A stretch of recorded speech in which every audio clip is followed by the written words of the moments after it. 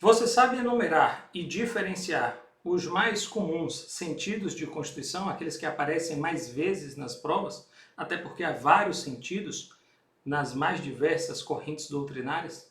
Eu sou o professor Adenápolo e esse é o nosso projeto SP88, cujo objetivo declaradamente é trazer 88 dicas até o dia da prova objetiva de delegado de Polícia Civil do Estado de São Paulo.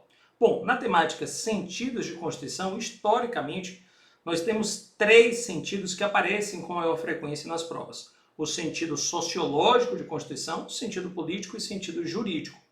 No primeiro momento, essas três abordagens. Professor, para que eu comece bem, o que é que eu preciso saber dentro de cada um desses sentidos? É importante que pelo menos você saiba qual foi a mensagem trazida naquele sentido.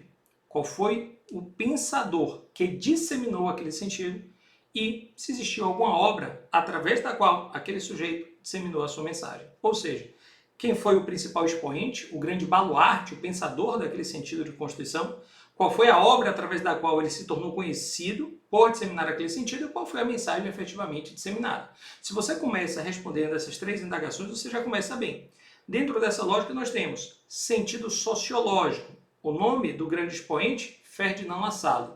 A obra do Ferdinand Lassalle, o que é uma Constituição? Ou, a depender da tradução, a essência da Constituição. E a mensagem é que, para Lassalle, no sentido sociológico, nós poderíamos compreender a Constituição como a soma dos fatores reais de poder que regem uma sociedade. Ou seja, para Lassalle, a Constituição deveria refletir a realidade social, muito mais voltada para o ser do que para o dever ser. Afinal de contas, no dever ser, o Constituinte diz que deve ser assim, mas muitas vezes aquilo que ele diz que deve ser não necessariamente é na prática. Por isso, Lassalle enaltecia a realidade social e dizia que a Constituição ela era fruto da soma dos fatores reais de poder que regem a sociedade. Do outro lado, nós temos o sentido político de Constituição, cujo principal baluarte é Carl Schmitt, através da obra Teoria da Constituição. Com certeza, na teoria da Constituição, você tem que, para Carl Schmitt, a Constituição é um conjunto de normas escritas ou não escritas, veja, escritas ou não escritas, mas que sintetizam exclusivamente as decisões políticas fundamentais. Bom, alguém poderia perguntar, mas o que são as decisões políticas fundamentais? São aquelas normas consideradas indispensáveis à construção de um modelo de Estado. Então, para Carl Schmitt, no seu sentido político de Constituição, a Constituição pode ser percebida como normas escritas ou não escritas, mas que constituem decisões políticas fundamentais, é dizer, normas indispensáveis à construção de um modelo de Estado. Se você for investigar que normas são essas, na obra Teoria da Constituição ele vai dizer, são aquelas relacionadas com a organização do Estado, a organização dos poderes e direitos fundamentais.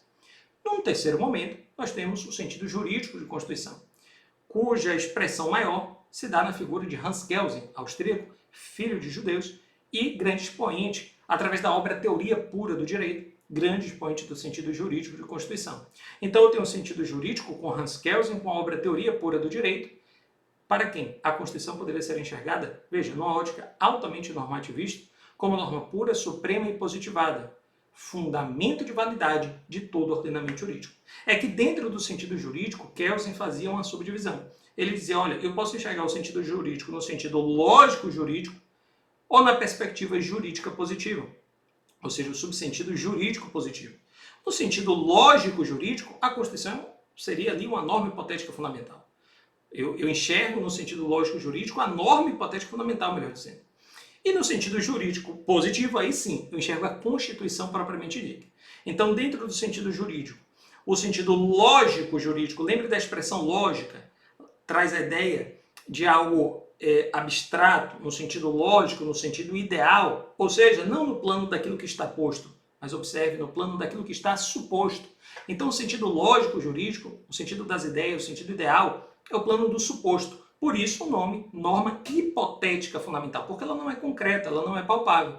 Do outro lado, no sentido jurídico positivo, você tem a própria Constituição positivada, e o nome ajuda. Constituição jurídico positiva é a Constituição positivada. E aí, se você investigar qual a função da norma hipotética fundamental, como já foi cobrado em prova, a função da norma hipotética fundamental é servir de fundamento lógico transcendental de validade da Constituição jurídico-positiva, ou seja, da Constituição que está positivada. Então, se na pirâmide normativa kelseniana, na verdade, conhecida como a pirâmide de Kelsen, mas foi idealizada por Adolf Merkle, discípulo, colega de Kelsen quase, estudavam juntos.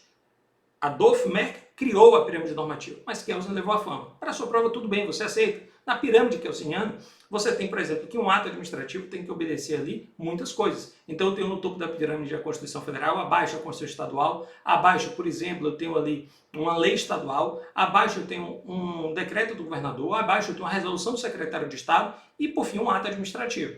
Nessa verticalidade hierárquica das normas, a Constituição é o topo da pirâmide jurídica e ela é o fundamento de validade, ou seja, ela valida todo o sistema jurídico porque todos os outros diplomas normativos dela retiram seu fundamento de validade. Mas aí perguntaram para Kelsen, bacana, se a Constituição valida tudo porque tudo dela retira fundamento de validade, de onde é que ela mesma, a Constituição, está retirando o seu fundamento de validade? E aí ele respondeu, da norma hipotética fundamental. Mas cadê ela? Não existe, é uma hipótese. Por isso, ela é uma suposição. Enquanto a Constituição positivada você folheia porque ela está palpável, concreta no plano do posto, a norma hipotética fundamental está no plano do suposto, no plano lógico, no plano ideal. Isso é o subsentido lógico-jurídico e jurídico-positivo dentro do sentido jurídico de Constituição de Hans Kelsen.